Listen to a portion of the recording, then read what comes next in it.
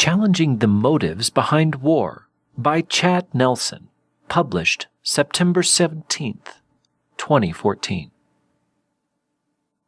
American criminal law takes a nuanced view of murder, creating several punishable degrees of it. First-degree murder is generally defined as premeditated. The murderer has a plan to kill and takes sufficient time to map out his crime. Second-degree murder involves the killer who hasn't necessarily taken the time to plan out his crime, but nonetheless has an evil mind and intends to kill.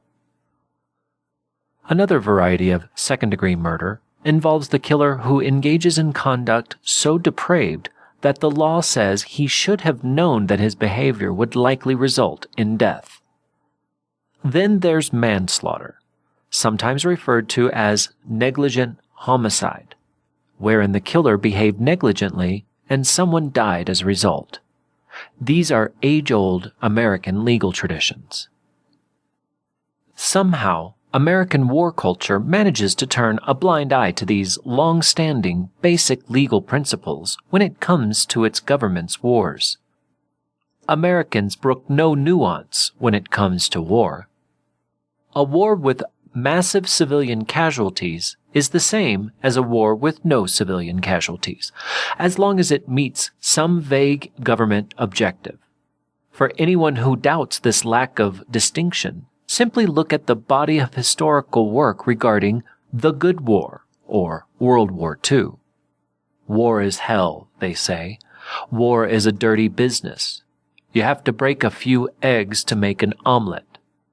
The countless despicable metaphors used to describe war are intended to distract people from what war really is: non-punishable mass murder.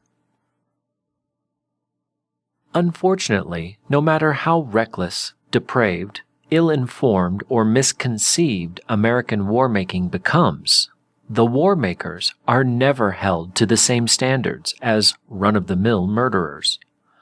Neither George W. Bush nor any other American president, were he tried in a criminal court of law, would escape conviction for first-degree murder. But in war, all the war-making murderer needs is a place where he or she claims bad people exist. To hell with the other details or circumstances. The rest of the war-making murderer's conduct gets blanket immunity, so long as that low threshold requirement is met. Most of the time, even that part can later be found false or mistaken. The actual execution of war never matters. Its implementation always ends up being reckless, depraved, and of such a nature that even a toddler would recognize it as guaranteed to lead to the murder of innocents. Yet presidents and congressmen always get away with behavior that would land any ordinary person behind bars, probably on death row. Many critics of the American war machine give their opponents the benefit of the doubt by acknowledging supposedly good intentions. This is a grave mistake. It becomes a mantra that gets tossed out prior to challenging any war. I know you mean well, but... It's time to drop that preface.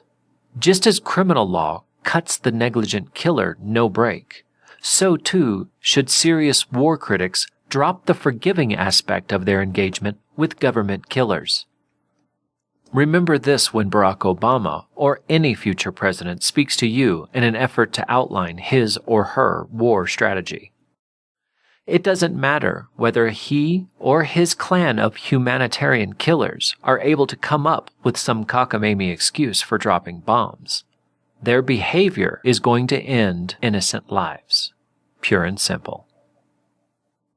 That was Challenging the Motives Behind War, written by Chad Nelson and read by Christopher B. King.